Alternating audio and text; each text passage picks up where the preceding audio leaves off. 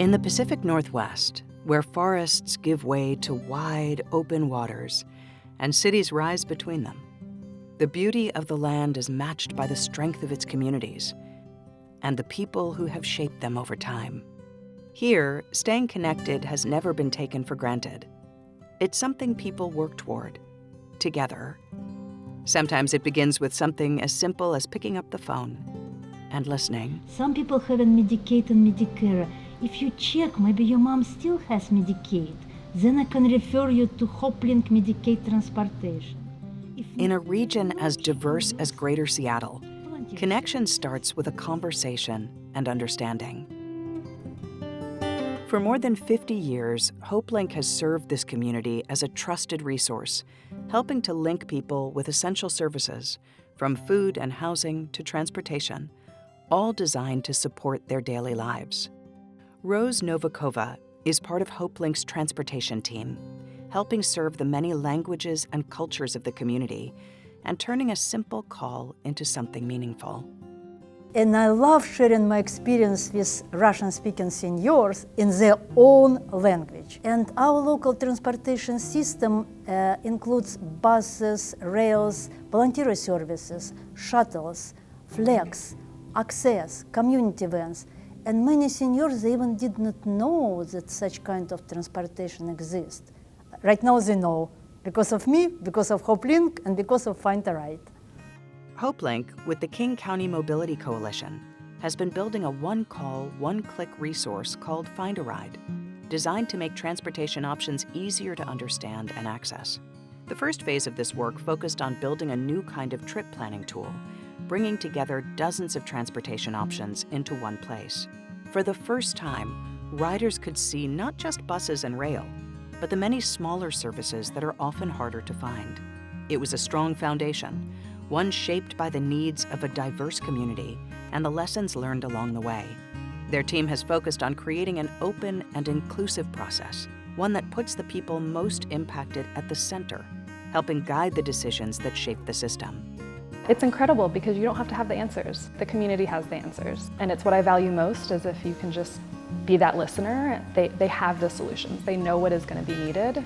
And we are able to just help be that liaison for them to be able to share and put the resources together for them to get what they need.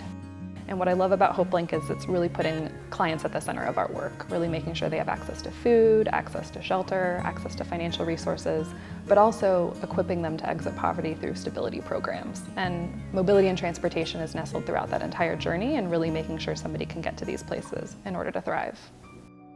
Building a system like this means thinking beyond a single ride and considering every step of the journey. I mean, I think about the complete trip a lot, and it's very complicated when somebody is in their home, and again, the transportation option that might get you to your medical appointment might not be the one that's going to get you to your recreational spot, or might not be able to get you to the place to get to your job. And so with our system, we expect to have multiple transportation options that you're able to connect with. That includes volunteer driver programs, that includes demand response shuttles that might have eligibility restrictions, like for older adults or people with disabilities. It could be walking. I mean, it's the whole connection, right? It's the whole multimodal options that could be available for somebody.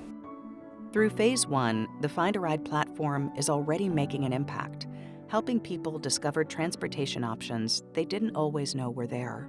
We've already seen an amazing impact with the one call, one click. It's been used by emergency professionals. It's being used by staff at Sound Transit when they get phone calls.